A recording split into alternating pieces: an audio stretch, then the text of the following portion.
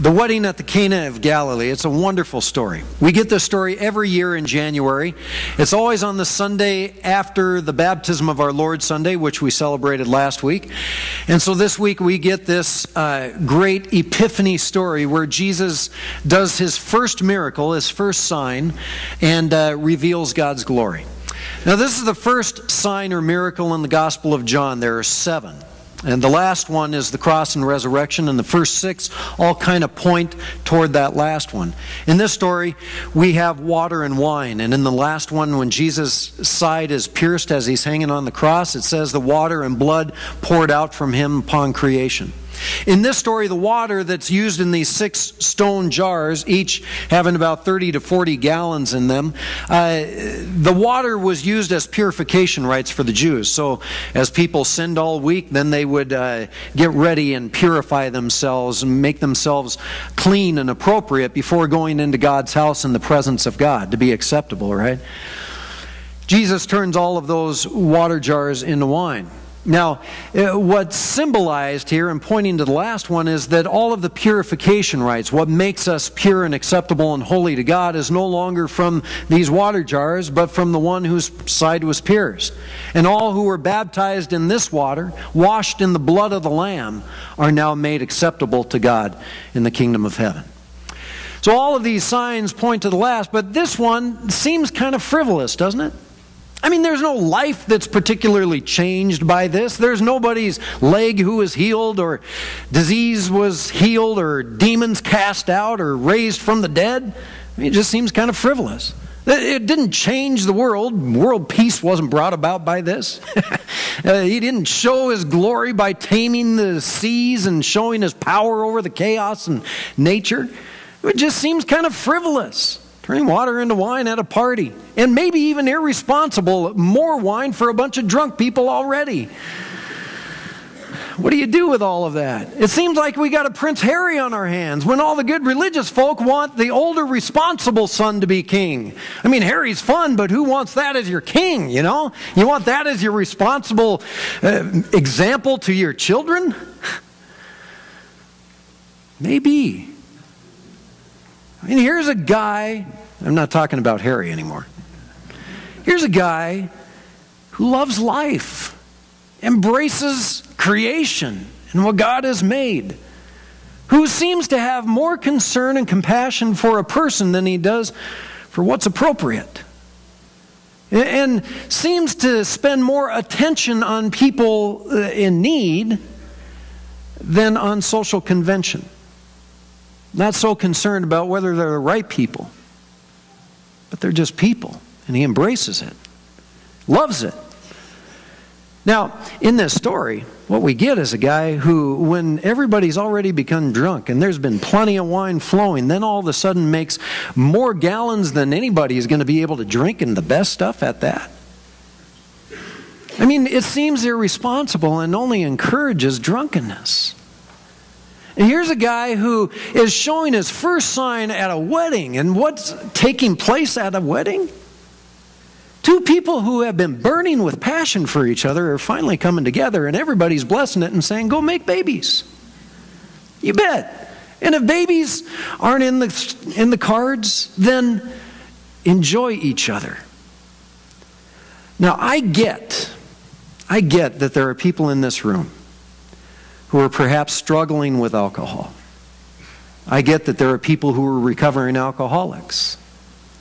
I get that there are people who have lived with alcoholics and whose life has been hell because of it. And to hear a preacher that's somehow glorifying all of that, I get that that can be offensive. It's not so much that I'm glorifying it, but what do you do with this story? I get that there are people who have been in relationships where a spouse has had an affair, and that deep violation of trust has been damaging. I get that there are people who may be addicted to pornography and hear a preacher up there saying, wow, everybody embrace this. That's just great. I get that that can all be offensive, and one extreme is the misuse and abuse of sexual relationships and of alcohol. The other extreme that was prevalent in Jesus' day, and maybe still today as well, is those who saw everything that was enjoyable in life as evil. Anything carnal was debase. And there seems to be some sort of embracing between these two extremes, of seeing all of this as gifts from God and something that should be enjoyed and embraced without being misused and abused. But at least what we hear in this story is that you have a king, the master of the party, sitting at the table and raising a pint and saying, "Praise be to God that this is happening, that these people are coming together, and this is something we ought to joyfully celebrate." You know? And who's saying that the kingdom of heaven is like this. It's overflowing with abundance, with joy, with celebration, and rubbing tables at the party with people that you think maybe shouldn't be there, that they've had too much as it is. But what's offensive in the story is not just how much wine was made and the embracing of this party. What's even more offensive, or at least as offensive, is the kind of wine that was made at the end. It was the best. See, here's how it goes. How many have been to a wedding? I've been to a lot. And while the faces change and maybe the setting changes, they're all kind of alike. You got the ceremony and these two people that look better than they ever have before or ever will again, gazing into each other's eyes. You got then after the ceremony this period of time before the food gets served, and everybody's already starting to drink, waiting on the bride and groom to get there and get through the formalities so they can have the party. And they're starting to drink before food is served, so it's already starting to go to their heads and their consciousness, right? And in the meantime, you got this bride and groom who are getting their pictures taken. Now, in Jesus' day, they didn't have cameras, so it was probably drawings, which probably took even longer. So you got all the formality of that, signing the papers and getting the pictures, and then, going finally to the party. And before the food is served, everybody's starving, but you got the cutting of the cake and pictures for that.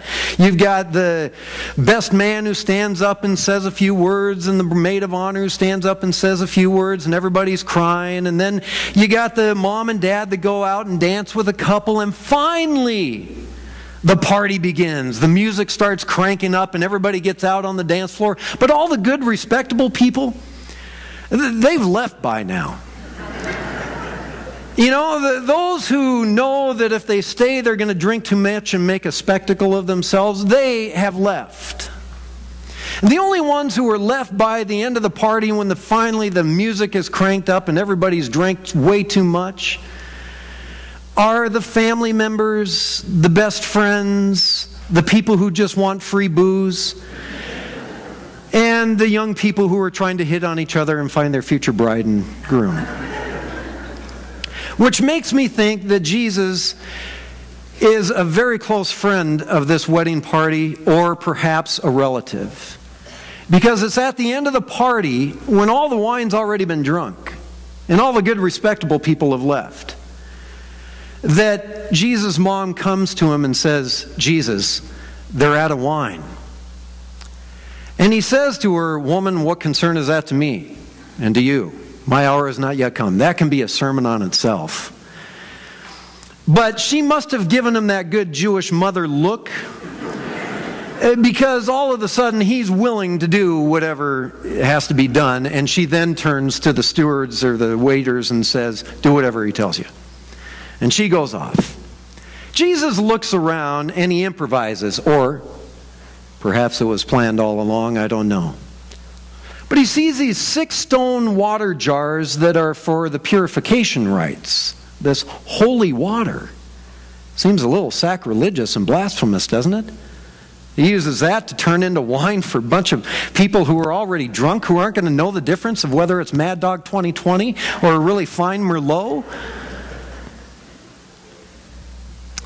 But he tells the stewards to fill these to the brim, 6 of them, each having about 30 to 40 gallons, which is 180 to 240 gallons of water that now is turned into this finest wine.